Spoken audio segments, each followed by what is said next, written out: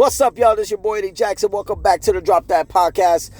This is Fight Talk, but before we do, let's give a shout out to Layback TV, okay? Without them, it ain't no us, all right? So, over 10,000 channels, movies on demand, every sports channel, okay? Y'all can download it on your Apple stores for your iPhones and your Play stores for your Androids, or you can go back on laybacktv.com and also see that you can get it on your Fire Sticks as well, okay?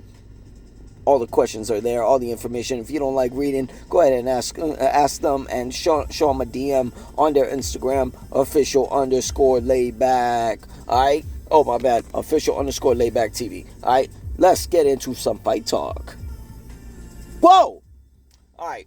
So, a lot of shit to digest. All right? First of all, here's my 1-2. May seem like a rant. Who knows? Brian Ortega, T-City.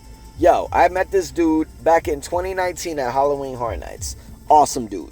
Awesome fucking dude. We kind of cleared up Halloween, our maze so he can come through and you know, do his thing and everything like that. He's super cool super cool and chill, you know what I'm saying? Shout out to him. Two-time former featherweight contender. I've been saying since day fucking one, this guy, after the spear with, who the fuck did he lose to? Forgot his name.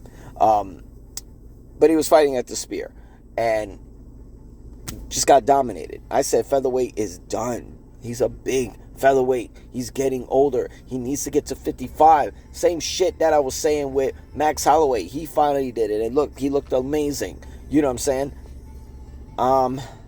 Apparently he was offered a legend, but he can't give up the name. I'm going to go on a limb and say that was Dustin Poirier. That fight, Dustin's last fight was last month. But look at it. Look at the weigh-ins back in Shanghai, all right? He couldn't even stand. This guy was falling over. People say it was an injury and his body couldn't cut the weight. He should have never been cutting the fucking weight to begin with. His days on featherweight are done. You know what I'm saying? Plus, him and Aljo, represented by the same manager, fought a co-main event, 5 rounds, got paid as a 3-round fight.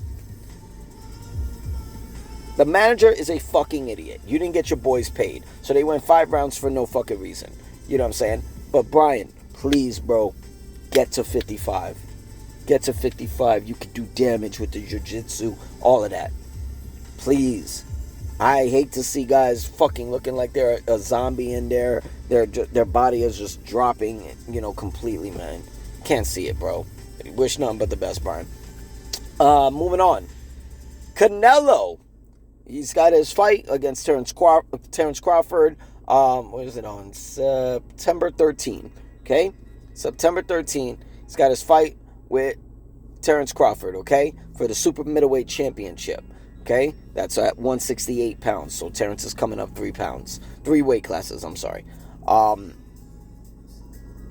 He was seen training with Boots Ennis. Now, a lot of people don't know Jaron Boots Ennis.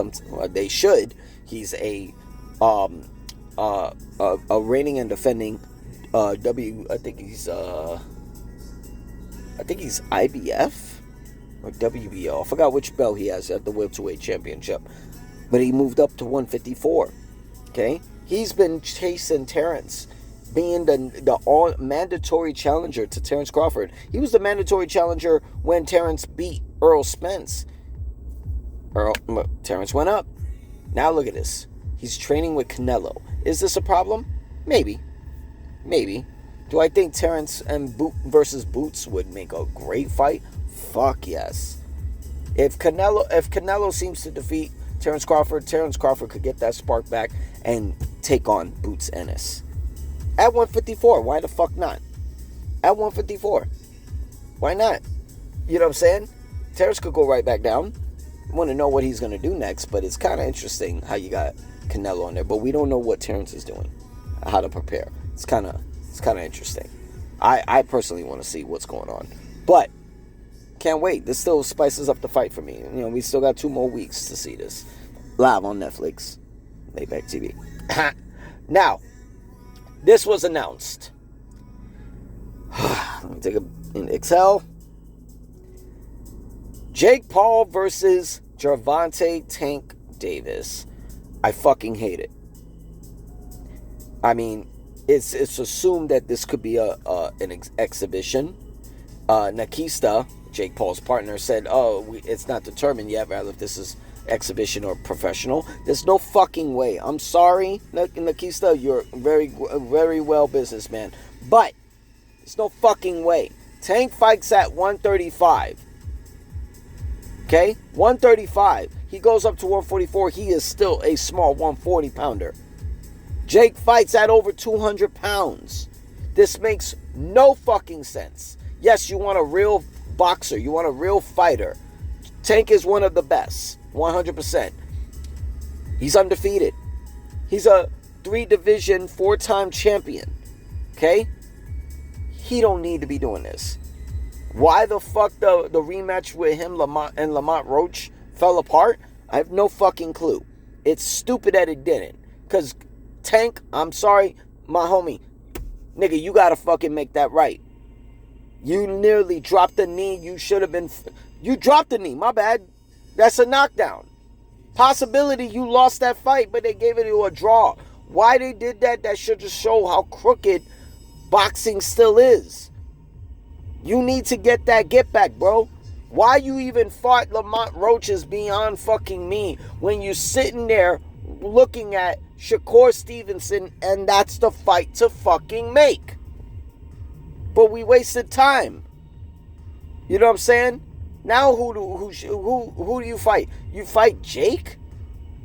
And people are bringing up these clips of Floyd Mayweather versus Logan Paul, and they're comparing it. Sorry, Logan Paul is nowhere near of a boxer than his brother Jake is.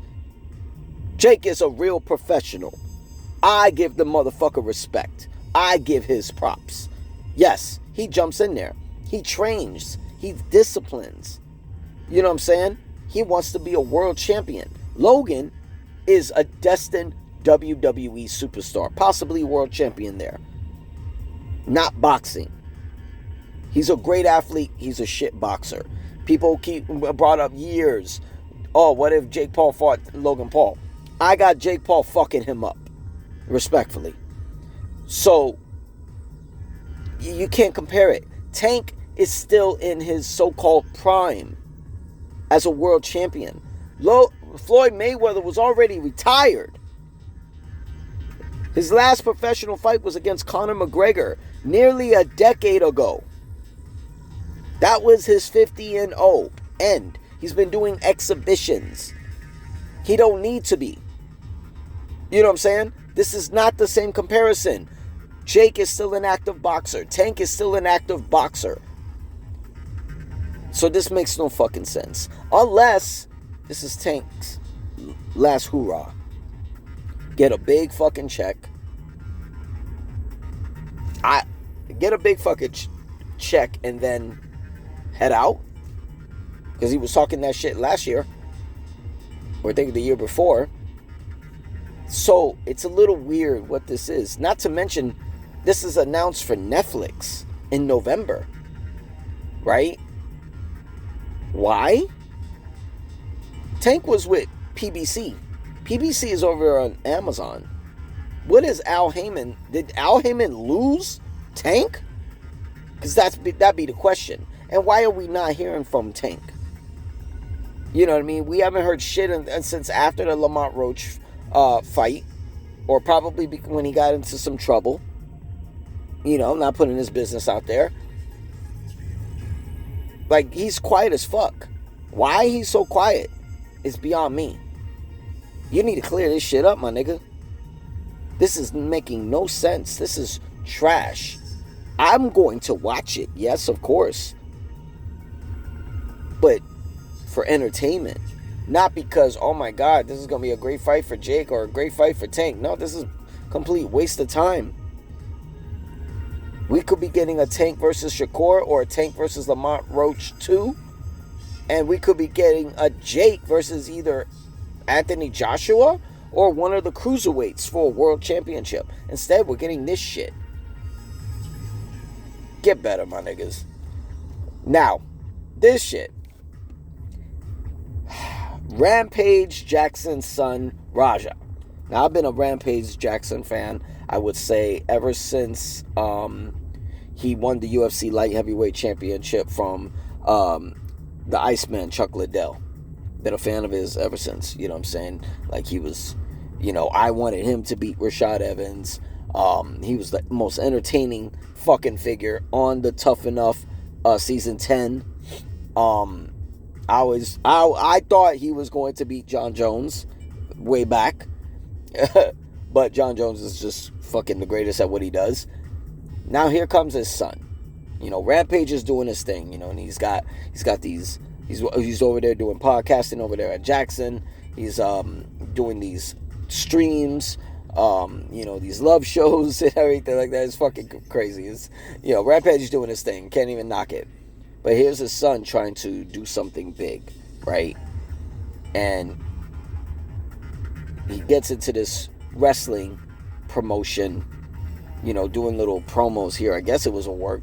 So I think his name is Suku. I can't even pronounce his fucking name, but apparently he's a veteran. Salute. Thank you for your service. Pops Raja's head, with a can and thought it was a work. You thought Raja was in on it. Then you see a video where he's apologizing. He's like, "Oh, I'm sorry, man. I thought you knew what we were gonna do." I was like, "Nah, man. Nah, okay. Now you know." You know what I'm saying? So I look at this video in so many different angles, right? Over and over again. I've heard everyone's take on it. Apparently, he jumps in there, he fucking picks the dude up, slams him on the back of his head. He's already knocked out, and he's fucking got a limp body there, fucking wailing with punches, so he's bloody in the fucking face. You know what I'm saying? Word is, LAPD is investigating it. Raja got kicked off. No, sorry, not kicked off. Banned from the streaming platform Kick. That's interesting. Now, when I look at it, right, people is already shitting on Raja, which is very well deserved. It's very is justified, right? Rampage sticking up for his son, that's justified. It's his boy, He's a parent still in the end of the day. So I get it. But when I look at it, right, I feel like there was a miscommunication. A mixture of miscommunication, a mixture of someone gaslighting Raja while he's on stream. You know what I mean? Because apparently it was set up for him to get in there. Because nobody went after him when he got in there. You could see he's clearly in the fucking ring. He's wearing a white t-shirt. Black dude wearing a white t-shirt, you stick out. Right? And then the guy who's on the ropes, it looks like he's ready. He knows what Raja is apparently going to do. But when he picks up, and he's a big fucking guy compared to Raja. So when Raja picks him up, the way his posture is when Raja has him up, like he's holding on to Raja, right, to make sure he doesn't flip over and everything. He's actually, like, his hands are planted on the back of Raja, right, on Raja's back, like ready, bracing himself that he's gonna get, dropped. You know what I mean? Like, he's bracing himself. So if somebody picks you up, single leg, right? All right, you're holding your posture. You're not just going limp, like, oh shit, what the fuck are you doing? Apparently, that was one of the moves that was supposed to be done. Now, I don't know if homie didn't tuck his chin when he got slammed. It didn't look like it. Now, I'm not saying where I'm going with this is that I think Raja's punches were a work. They weren't real. No, they were real. They were real. They didn't look like it on the first 2 or 3 shots, but as he kept wailing, aiming, and like fucking hitting the chin, oh, those were real. Those were fucking real, and it didn't matter. This nigga had a beard. Raja's one big fucking kid, and he's got that power. So he's literally wailing on this dude, right? I feel like he was in the moment, and he didn't know to pull his punches. You know what I'm saying? I think he was in the moment. He was mad. He was reading the fucking comments, And it was a mixture of he's supposed to be probably punching him, but as a work, not full force punching him. You know, kind of like when Brock Lesnar busted the lip of John Cena when they were going at it, their shit back in 2012. And now it's like you can't go back on that because you already concussed this motherfucker. You already left the scene. You were live on Kick. No one gives a fuck that that you can justify the story. I mean, you can he can go on a stream or on a video on Instagram or whatever and claim, hey, I thought it was a work. I was supposed to pull my punches, but I got so caught up in the moment and I just kept going. I didn't know I was doing it so hard, blah, blah, blah. He can make up whatever fucking excuse. In the end of the day, he fucked up. He fucked up because now you got kicked off. You got banned off Kick. Your dad Rampage is literally getting dragged in the mud by it because he's defending his kid.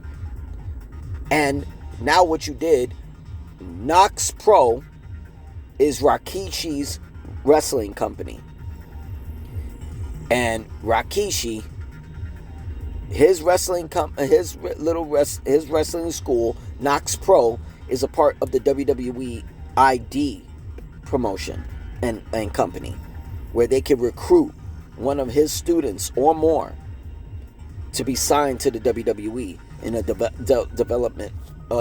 developmental contract, along with Cody Rhodes' Nightmare Factory, 3D Academy with Bully Ray and Devon, Reality of Wrestling with Booker T. You know what I mean? Like these wrestling schools are a part of it. They're just waiting for the announcement, but WWE ID is probably going to cut them completely. It's already off Nox Pro's website, and it's off of WWE's website. They just got to make it official, probably with an announcement or a post or a tweet, and it's a wrap. So Rikishi's company got fucked due to Raja. So Raja, sorry homie. Big fan of your father's. Would have been a big fan of you if you would have became a professional MMA fighter. I think you had all the potential. I don't think wrestling's for you. I don't think streaming's for you. You get a little undisciplined. You fucked up. Sorry, bro. You fucked up. So hopefully this is a well lesson learned for you as a youngster, as a young nigga, YN. But you need to do better, bro, because you're going to fuck up opportunities for your dad. Just saying. But that's all I got for the Drop That Podcast. Is your boy Eddie Jax. Y'all can subscribe, like the page. You already know what the fuck to do, alright? Y'all be cool. Peace!